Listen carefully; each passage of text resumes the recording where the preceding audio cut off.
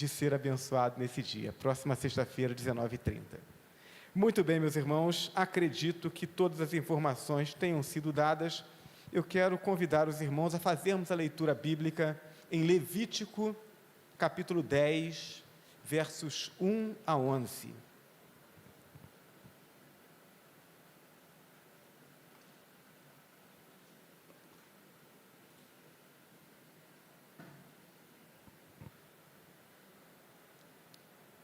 Levítico, capítulo 10, versos 1 a 11.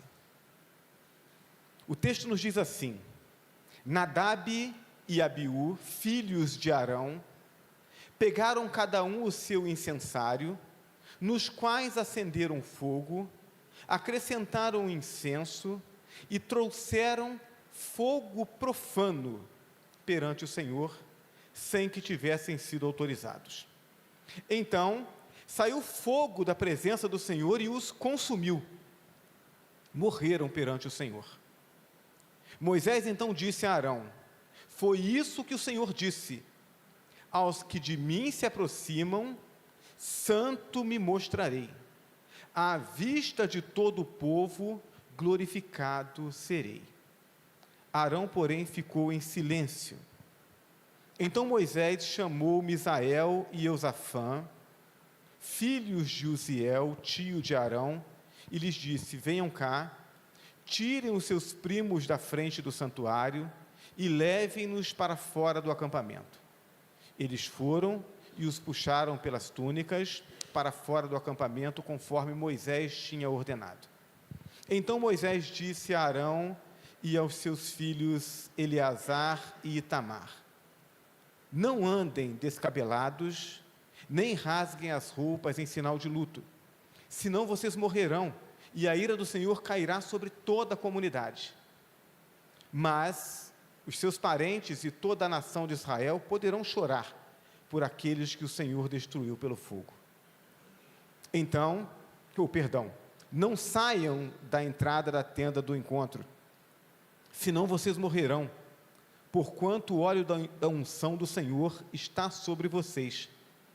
E eles fizeram conforme Moisés tinha ordenado. Depois o Senhor disse a Arão: você e seus filhos não devem beber vinho, nem outra bebida fermentada, antes de entrar na tenda do encontro, senão vocês morrerão. É o decreto perpétuo para as suas gerações.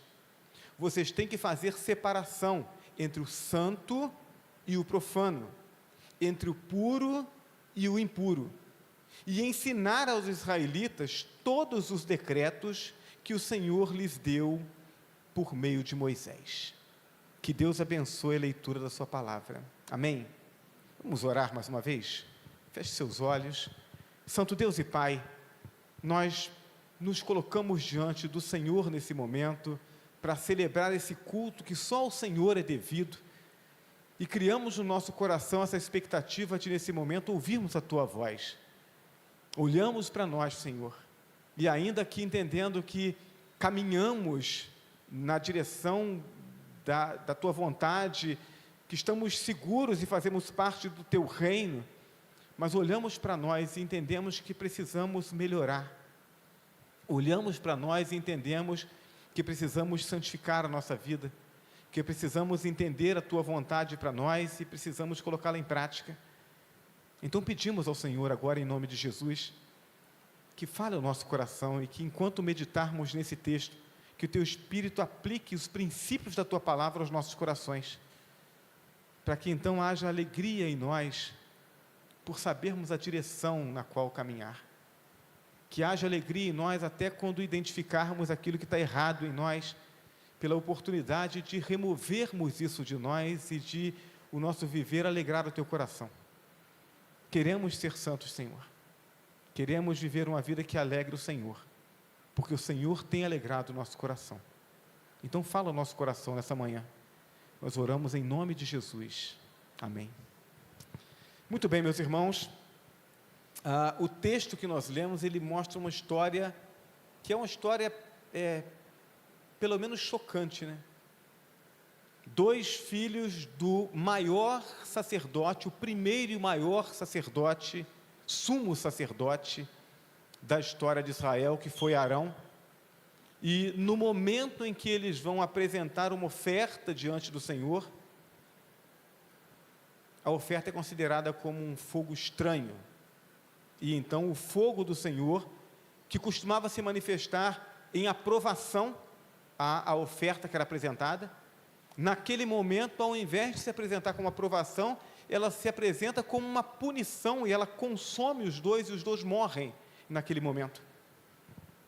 O fogo do Senhor, que se apresentava no momento da oferta como aprovação, se apresenta como juízo, e mata aqueles dois sacerdotes. Então, ao olharmos para esse texto, a primeira pergunta que precisa surgir no nosso coração é: o que aconteceu ali? Por que é que aqueles homens vão apresentar um culto, uma oferta a Deus, e eles morrem ali? O que significa esse fogo profano, ou, em outra versão, um fogo estranho? O que é isso? E de que forma isso pode impactar, ou orientar, ou dar direção para as nossas vidas? Para nós respondermos de forma satisfatória essa pergunta, nós precisamos entender o que é esse ofício do sumo sacerdote, ou o ofício dos sacerdotes, as implicações da vida desses dois jovens que morreram e o ofício que eles exerciam. O sacerdote, ele cumpria uma função dentro do povo, uma função estabelecida por Deus. E quando nós lemos o livro de Levítico, muito particularmente, nós vamos encontrar, tanto aqui no capítulo 10, o texto que nós lemos, mas a partir do capítulo 6 até o capítulo 10, e também em outras partes do livro de Levítico, nós vamos encontrar algumas orientações muito objetivas a respeito do exercício do sacerdócio. E a gente precisa estar muito interessado nisso, porque, afinal de contas, no contexto do cristianismo, no contexto do Novo Testamento, nós não temos mais a figura do sacerdote ou do sumo sacerdote à frente do povo. No contexto do Novo Testamento, no tempo da graça, através da fé em Jesus Cristo, cada crente em Jesus Cristo é um sacerdote. Tem liberdade para se chegar diante de Deus. Então, entendendo que quando nós olhamos para o passado, quando nós olhamos para o Velho Testamento, nós encontramos as sombras daquilo que havia de se manifestar, encontramos os princípios daquilo que deve nortear a nossa vida. Como sacerdotes de Deus, precisamos olhar com atenção para o que aconteceu com esses dois sacerdotes. Quem era o sacerdote? O sacerdote, ele pertencia à tribo de Levi. Aliás, é oportunidade para a gente abrir um parêntese aqui, né? Porque nós vivemos um tempo no meio evangélico em que os músicos são chamados de levitas. E aí, de vez em quando, a gente encontra umas piadas, né, na internet, né? E aí o indivíduo coloca o levita e coloca, né, os descendentes da tribo de Levi. E do outro lado coloca o levita como alguém levitando, né? Na verdade, o músico da nossa igreja, ele nem é descendente dos levitas e nem levita. Então, o músico é músico. A gente precisa entender isso, né? Todo levita, todo músico dentro do povo de Israel, no Velho Testamento, era levita. Para lidar com o culto, precisava ser pertencente à tribo de Levi. Uma tribo, inclusive, que não teve herança na distribuição das terras quando o povo entra na terra prometida. Mas eles deveriam ser distribuídos em todas as demais tribos para exercer a responsabilidade que eles tinham de ensinar a palavra de Deus e promover o culto no meio do povo. Essa era a função dos levitas. Então, todo músico do culto era levita, mas nem todo levita era músico, ok? Então, o levita era responsável pela limpeza e organização do espaço de culto, era porteiro, né? Então, Aquele que se auto-intitula levita hoje, opa, vamos escalar aí para limpeza, para outras coisas mais, né? Mas o sacerdote, ele fazia parte, ele era da tribo de Levi. Então, Arão era da tribo de Levi. Porém, nem todo levita era sacerdote. Do mesmo jeito que nem todo levita era músico, nem todo levita era sacerdote. Apenas os descendentes de Arão deveriam ocupar essa função. E aqueles que ocupavam essa função também não ingressavam automaticamente. Opa, é descendente de Arão, então é automaticamente sacerdote. Não, não era. Então havia um ato de consagração. Diante da necessidade, havia a consagração daquele indivíduo como um sacerdote. Nós temos em Levítico 6, verso 19 a 23, a descrição, inclusive, da oferta que deveria ser apresentada quando alguém era consagrado como sacerdote. Levítico 6, de 19 a 23. O texto diz: o Senhor disse também a Moisés: essa é a oferta que Arão e seus descendentes terão que trazer ao Senhor no dia em que ele for ungido. Um jarro da melhor farinha, como na oferta regular de cereal, metade pela manhã e metade à tarde. Prepare-a com óleo numa assadeira, traga-a bem misturada e apresente a oferta de cereal, partida em pedaços, como aroma agradável ao Senhor. Todo sacerdote ungido, descendente de Arão, também preparará essa oferta. É a porção do Senhor por um decreto perpétuo e será totalmente queimada. Toda oferta de cereal do sacerdote será totalmente queimada, não será comida. Não é para partilhar com o povo, não é para partilhar com as demais pessoas que faziam parte ali do ministério. Era para ser uma oferta ao Senhor, algo que fosse totalmente queimado, algo que era oferecido a Deus. Havia também uma conduta pré-definida por Deus para a apresentação dessas ofertas na consagração do sacerdote. Está descrita em Levíticos 8, versos 6 a 13, e a essa eu peço uma atenção especial dos irmãos. O texto diz: e levou Arão e seus filhos à frente e mandou-os banhar-se com água. Pôs a túnica em Arão, colocou-lhe o cinto e o manto, e pôs sobre ele o colete sacerdotal. Depois a ele prendeu um manto sacerdotal com um cinturão. Colocou também o peitoral, e nele pôs o urim e o tumim. E colocou o turbante na cabeça de Arão, com a lâmina de ouro, isto é, a coroa sagrada, na frente do turbante, conforme o Senhor tinha ordenado a Moisés. Depois Moisés pegou o óleo da unção e ungiu o tabernáculo e tudo que nele havia, e assim os consagrou. Aspergiu 7 vezes o óleo sobre o altar, ungindo o altar e todos os seus utensílios e a bacia com o seu suporte para consagrá-los. Derramou o óleo da unção sobre a cabeça de Arão para ungí-lo e consagrá-lo. Trouxe então os filhos de Arão à frente, vestiu-os com suas túnicas e cintos, colocou-lhes gorros, conforme o Senhor lhes havia ordenado. Então, para se apresentarem diante de Deus, aqueles homens deveriam banhar-se. O banhar-se trazia o sentido da purificação. Não se apresenta diante de Deus de qualquer jeito. Então nós temos dito, né? Deus, Ele nos ama, Ele nos recebe como nós estamos. A gente toma consciência do nosso pecado, toma consciência da salvação em Jesus Cristo, e Deus não espera que a gente melhore para vir a Ele, Ele nos recebe, mas uma vez nos recebendo, nós precisamos ter essa consciência, de que nós precisamos nos purificar, nós precisamos buscar essa santidade. O banhar-se traz esse sentido. A túnica branca de linho, que trazia o sentido de dignidade, de formosura, pureza, santidade. Eu fico imaginando, irmãos, num tempo como aquele né, há tantos anos atrás, né, mais de 3.000 anos atrás, eu fico imaginando a circunstância em que vivia aquele povo, e aí esses sacerdotes, esse sumo sacerdote, se apresentando com essa vestimenta limpa, branca, demonstrando essa pureza. O que Deus está chamando a atenção do povo? Deus está dizendo: olha, eu recebo vocês, eu quero vocês comigo, mas vocês precisam entender que vocês não podem vir a mim de qualquer jeito.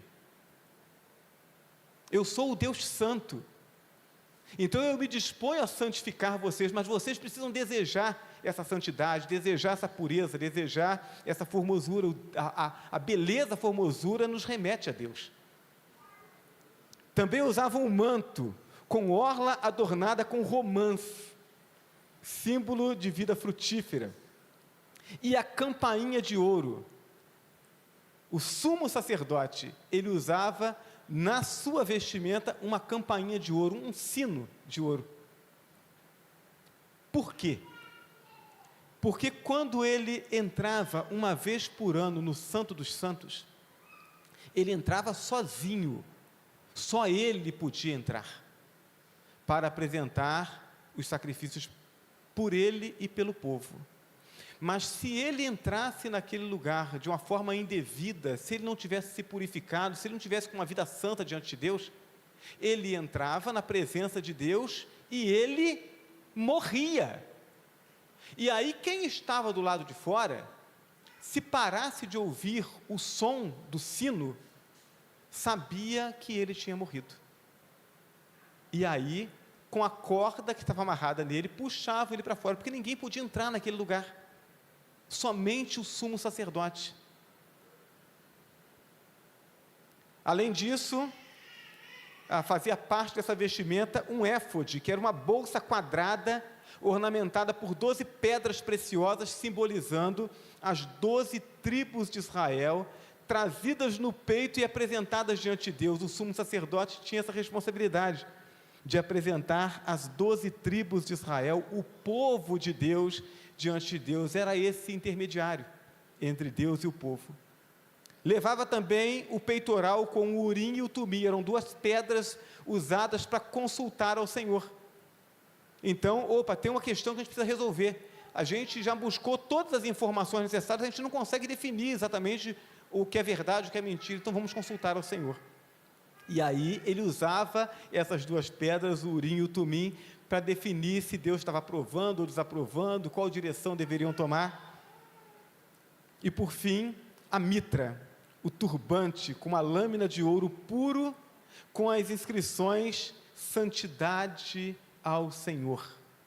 Proclamava, portanto, a santidade como essência da natureza de Deus e indispensável a todo o verdadeiro culto prestado a Deus. Então, o que nós temos aqui? Nós temos, na verdade, o ofício sacerdotal como algo que aponta para aquilo que Deus espera do seu povo. Quem Deus é e o que Deus espera do povo. Então, tudo apontava para a natureza do ofício sacerdotal,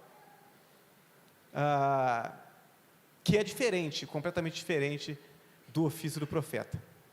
Então, eu me lembro de algumas vezes, falando a respeito desse assunto que tem levantado tanta polêmica, né, no meio evangélico, e particularmente no meio batista, que é a questão do exercício do ministério pastoral feminino. E aí as pessoas falam a respeito de mulheres profetisas, mas não falam sobre mulheres que exerciam sacerdócio. Então, qual é a grande diferença entre o profeta e o sacerdote? O profeta não importava a roupa que ele tivesse. O profeta não importava se ele estava limpo ou sujo. O profeta não importava qual era a sua origem, de qual tribo ele pertencia. Deus escolhia o profeta e o profeta falava ao povo. Por quê? Porque não importando qual a ferramenta que Deus usava, a mensagem de Deus é a mensagem santa. E ela pode ser comunicada ao povo, portanto, por pessoas de qualquer tribo. Mas o profeta, o sacerdote não. O sacerdote é aquele indivíduo que ele faz o caminho contrário. Ele sai do meio do povo para entrar na presença de Deus. E aí, para se relacionar com Deus, ele precisava se purificar, precisava se santificar, ele precisava ser alguém diferente, alguém separado por Deus e alguém que vivesse uma vida de acordo com aquilo que Deus estabelecia.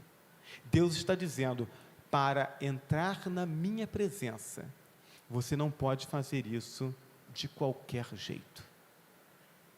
Para entrar na presença de Deus, nós não podemos fazê-lo de qualquer jeito.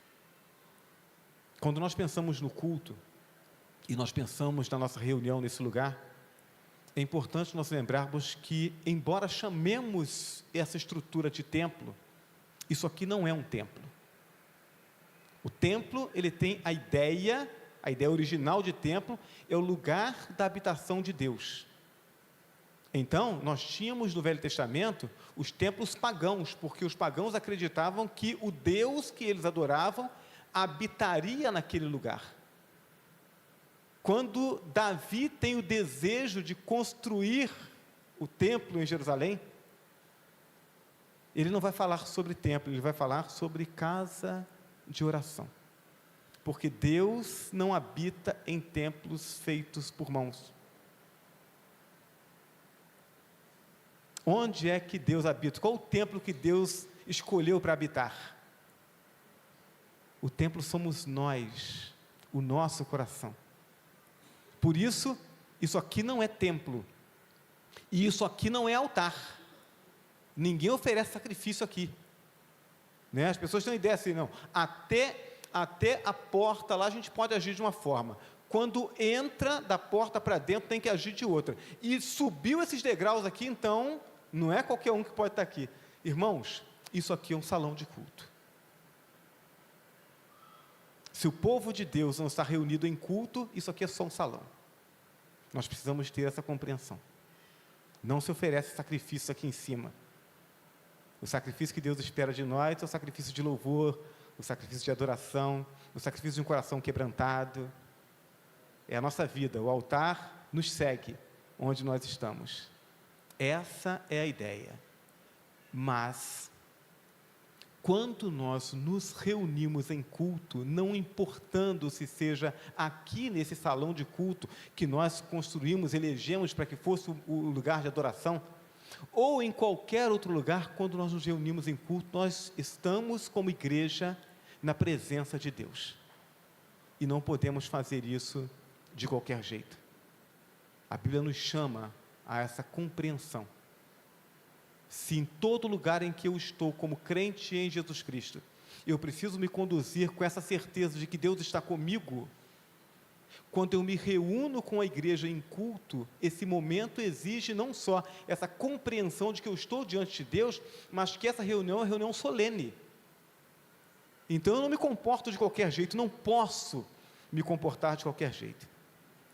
Assim, todo o simbolismo das vestes e todo o ritual da ministração apontava para a santidade e para a reverência exigidos por Deus. Ninguém poderia se aproximar de Deus sem esse temor e a consciência do seu pecado e a necessidade de purificação. Não era apenas uma aparência. O visível deveria comunicar o que estava no coração do sacerdote e inspirar o coração da congregação. Aqueles 2 sacerdotes, eles foram com as vestimentas do jeitinho que tinha sido mandado, mas o coração deles não estava ajustado.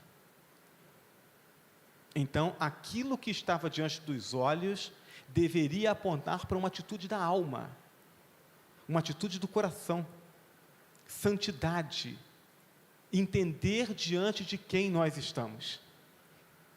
O que aconteceu então com Nadab e Abiú? Eles apresentaram fogo profano, fogo estranho. E isso pode significar ou um sacrifício não autorizado, foram ali apresentar um sacrifício sem que tivessem sido autorizados a fazê-lo, ou uma postura inadequada. Estavam fazendo o certo, mas da forma errada. Estavam fazendo certo, mas com uma intenção errada. Estavam fazendo certo, mas o seu coração não estava entregue a Deus, não estava devotado a Deus. O problema de Nadab e Abiú foi tratar o sagrado como se fosse comum. Eu preciso diferenciar o comum do sagrado. A Bíblia não é clara quanto ao tempo em que eles desenvolveram esse ofício sacerdotal, antes de cometerem esse erro. Mas o que fica claro é que eles não levaram a sério a orientação de Deus. Trataram o mandamento de Deus como se fosse uma mera formalidade. Deus diz que nós devemos nos reunir diante dele para adorá-lo. Isso não pode ser encarado como uma mera formalidade. Eu preciso entender que Deus espera essa adoração. Esse momento é um momento em que eu me dirijo a Deus. Nós não estamos numa palestra. Parece que é bem parecido, né? Numa palestra você tem uma pessoa à frente trazendo uma informação e você tem um público assistindo. Mas palestra não é culto. O culto aqui, eu não estou trazendo algo para vocês. Eu estou realizando algo junto com vocês. Todos nós estamos promovendo um culto a Deus. Deus é a plateia aqui. Todos nós fazemos isso juntos. Então a atenção tem que ser voltada para Deus. De outra forma, estamos fazendo isso da forma errada. A resposta de Deus encontra a sua justificativa em Levítico 10, verso 3. O texto diz: serei santificado naqueles que se achegarem a mim, e serei glorificado diante de todo o povo. Da mesma forma que aqueles que se aproximam de forma santa são abençoados, os que se aproximam de forma leviana são consumidos. E isso revela a santidade de Deus. Assim Deus foi ajustando e orientando o povo, fazendo com que aquele povo que durante tanto tempo esteve escravizado no Egito e acostumado, habituado e até comprometido com a idolatria do Egito, pudesse entender que o Deus a quem eles estavam servindo não era um ídolo, era um Deus vivo e um Deus santo. Então, duas perguntas nos restam diante dessa leitura que fizemos dessa história. A primeira: quem exerce o sacerdócio hoje? Então, fazer essa pergunta no meio evangélico hoje, você pode ter respostas diferentes, né? Nós temos grupos evangélicos que entendem que o pastor exerce esse sacerdócio. E, na verdade, aqueles que levam o povo a entender isso, têm como objetivo, sim, exercer uma autoridade que não tem. Serem tratados como, na verdade, não deveriam ser. No contexto do povo de Deus, nós temos funções diferentes. Mas não existe esse degrau de santidade e de separação. Tanto o pastor quanto os demais ministros e aqueles que ainda não exercem um ministério, mas que são membros da igreja, crentes em Jesus Cristo, todos nós estamos de igual modo ligados a Deus, todos nós temos o mesmo acesso a Deus através de Jesus Cristo. O pastor, como um crente, não é melhor que nenhum outro, não tem nenhum privilégio diante de Deus em relação aos outros. Então não é essa a designação para o pastor, sacerdote, não.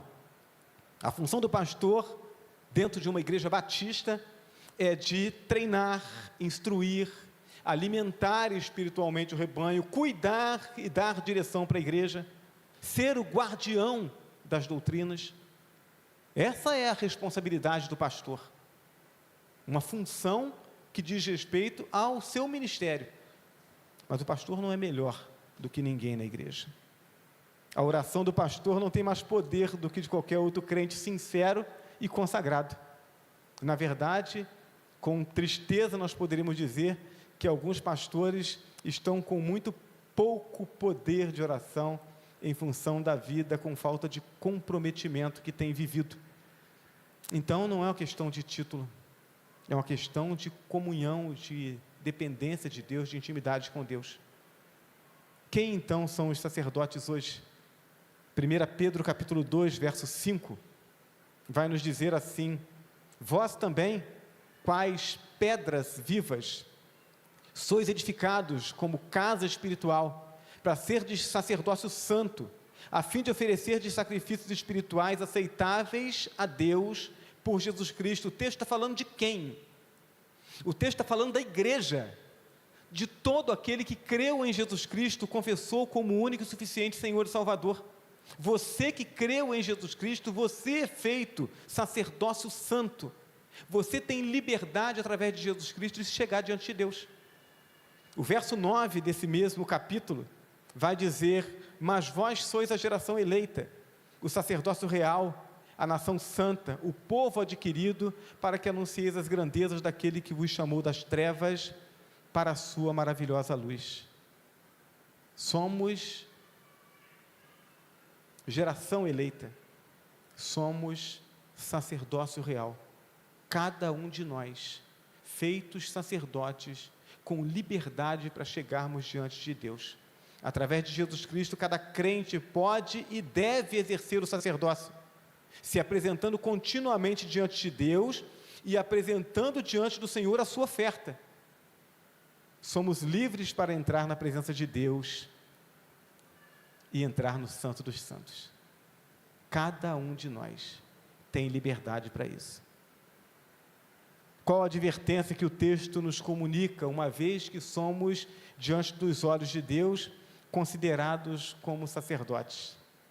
Todos nós, desde pastores e líderes até aqueles que não têm nenhuma função oficial na igreja, corremos o risco de nos acostumarmos com o sagrado, passando a tratá-lo como coisa comum.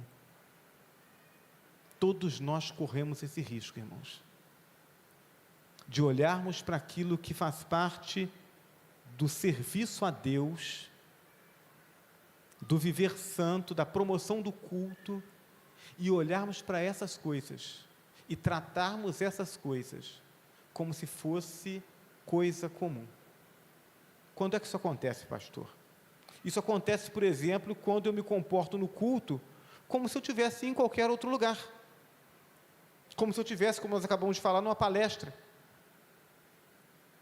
Não é isso que Deus espera.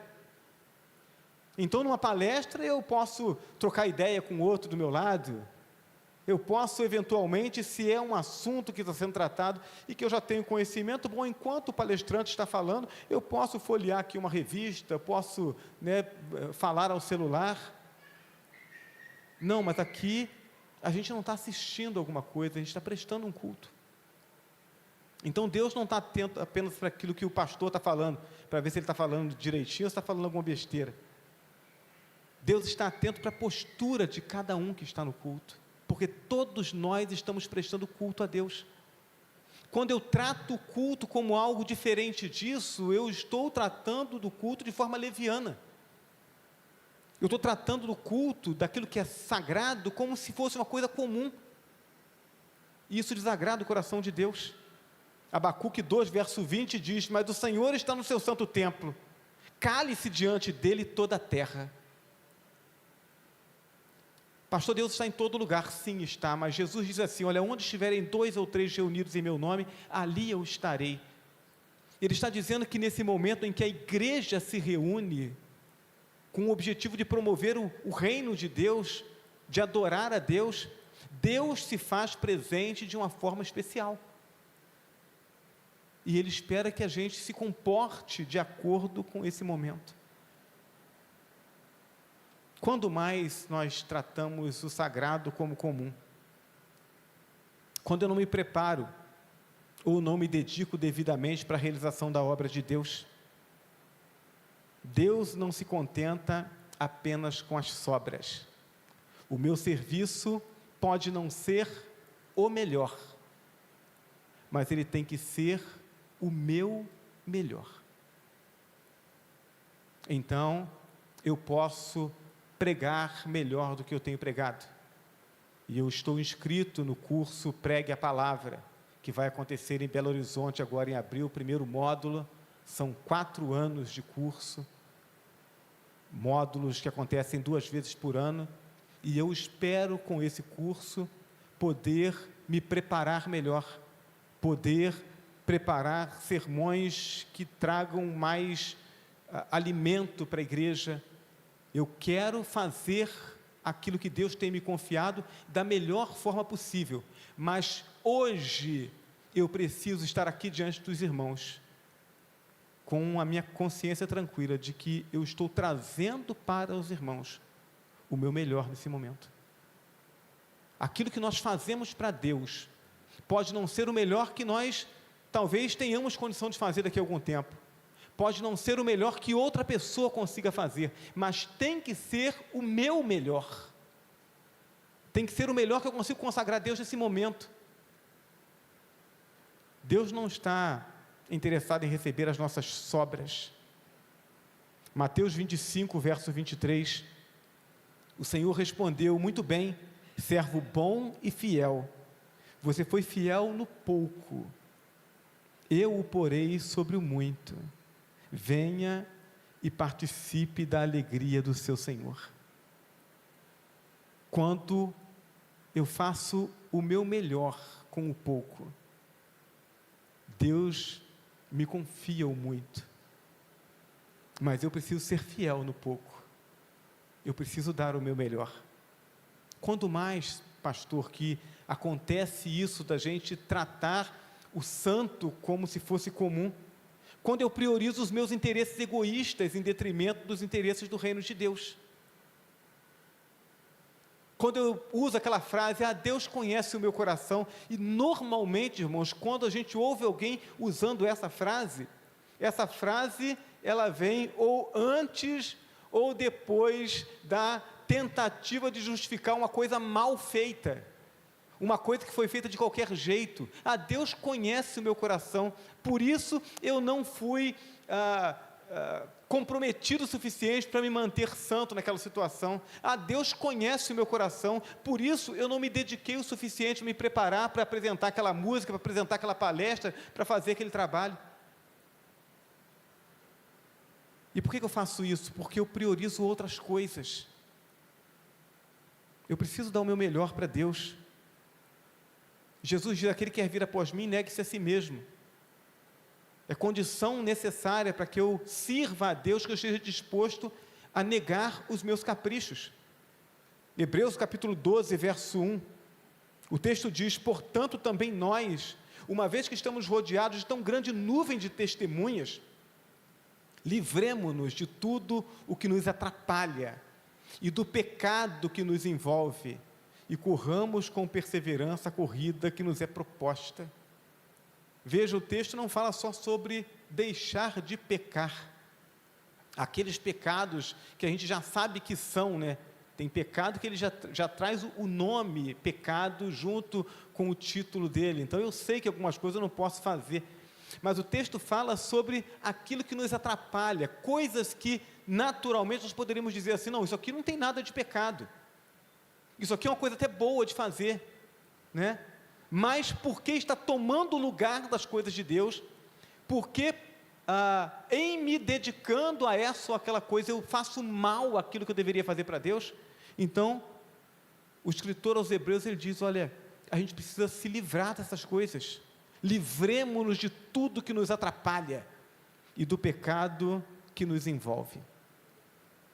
Por fim, essa confusão entre o santo e o comum pode nos acometer quando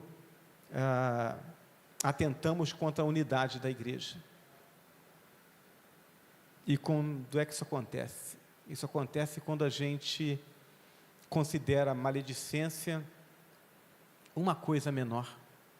Não, eu não posso adulterar, eu não posso roubar, eu não posso matar, mas nas minhas conversas informais eu posso falar mal dos irmãos, principalmente se aquele irmão que ele não age exatamente como eu gostaria que agisse. Então, eu posso minar a imagem dele. Quando eu ajo com insubordinação, a Bíblia fala sobre nós sujeitarmos uns aos outros no temor do Senhor, muito mais quando nós falamos sobre a hierarquia que organiza a instituição igreja. Irmãos, eu tenho dito que quando a gente estabelece regras, as regras elas têm como objetivo manter a ordem de uma organização. As regras podem mudar? Claro que podem. A gente pode chegar à conclusão de que uma regra estabelecida ela não está funcionando bem. E aí nós temos o fórum próprio para podermos tratar, discutir e mudar aquela regra. Mas quando alguém decide porque considera a regra como uma regra que não está legal, que ele não considera boa, e ele simplesmente a descumpre, isso é rebeldia, isso atrapalha o trabalho. Quantas vezes nós percebemos isso acontecendo no contexto da igreja? Então nós temos um trabalho sendo organizado, nós temos as regras para que aquilo aconteça, e alguém olha e diz assim, não, mas eu acho que não tem que ser assim não, e ele simplesmente age ao contrário, ele atrapalha, ele prejudica a igreja, o trabalho que a igreja faz, a harmonia da igreja. Desrespeito, partidarismo, todas essas coisas atentam contra a unidade da igreja, a igreja pela qual Cristo morreu. Quando eu faço isso, quando eu trato a igreja como uma coisa comum, e não como o corpo de Cristo, como a agência do reino de Deus, quando eu coloco o meu interesse acima do interesse da igreja, da unidade da igreja, eu estou pecando contra Deus. E não importa se eu sou um novo convertido, ou se eu tenho títulos na igreja, a igreja está acima de nós, porque a igreja é de Cristo. Em João 13, 34, 35, Jesus diz, novo mandamento vos dou, que vos ameis uns aos outros, assim como eu vos amei a vós, que vós uns aos outros vos ameis. Nisso todos conhecerão que sois meus discípulos, se tiverdes amor uns pelos outros. Quando eu amo, eu cuido, eu invisto.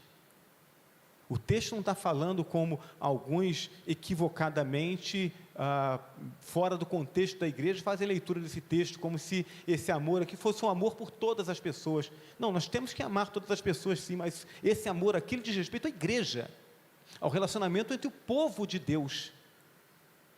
E esse amor implica em respeito, respeito pela instituição igreja. Quando perdemos de vista isso, nós tratamos o santo como comum e pecamos contra Deus.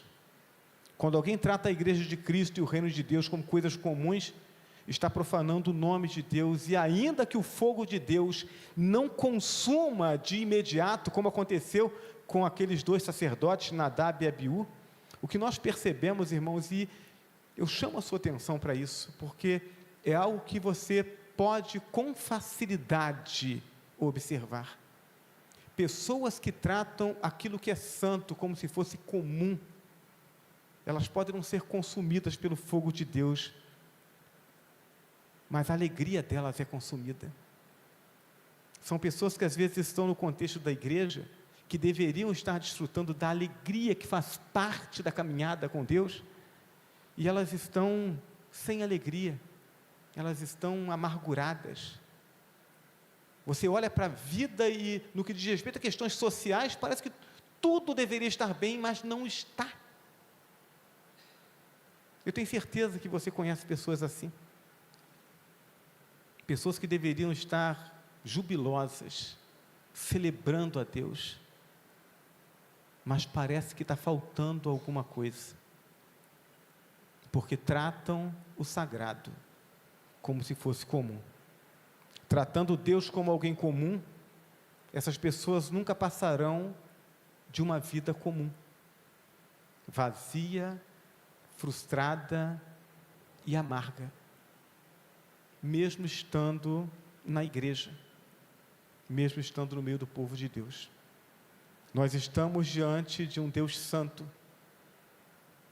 O apelo de Deus não mudou.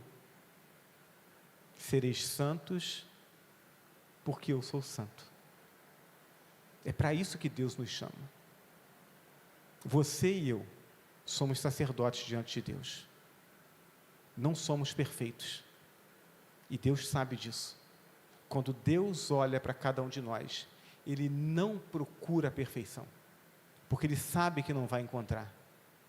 mas Ele procura um coração quebrantado, um coração comprometido em se santificar, um coração que trata o santo como santo, um coração disposto a buscar o perdão de Deus para cada tropeço.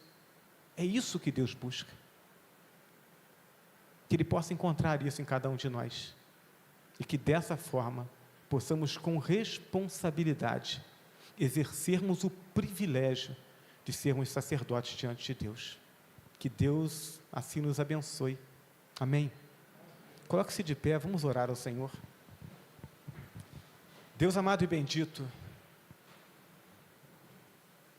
tem misericórdia de nós, Senhor, porque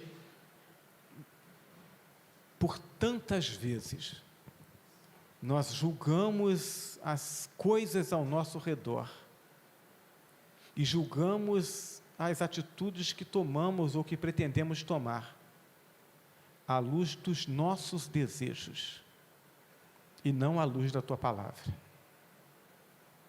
Mas entendemos que não deve ser assim, Senhor. Não queremos ter a nossa alegria consumida.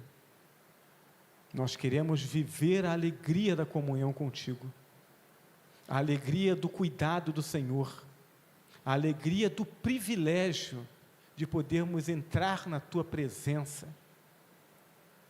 Então toma nossas vidas nas Tuas mãos, Pai. E mesmo se olhando ao nosso redor, nós não encontrarmos tantos exemplos inspiradores de vida cristã, que possamos manter os nossos olhos fitos na Tua palavra. E se não temos exemplos, que sejamos esses exemplos, para que a nossa vida alegre o Teu coração e inspire a Tua igreja. Queremos ser melhores, queremos ser uma igreja melhor, queremos que o nosso viver e a nossa comunhão alegrem o Teu coração e promovam o Teu reino. Ajuda-nos a vivermos assim, Senhor. Oramos em nome de Jesus. Amém? Vamos adorar o Senhor com mais um cântico?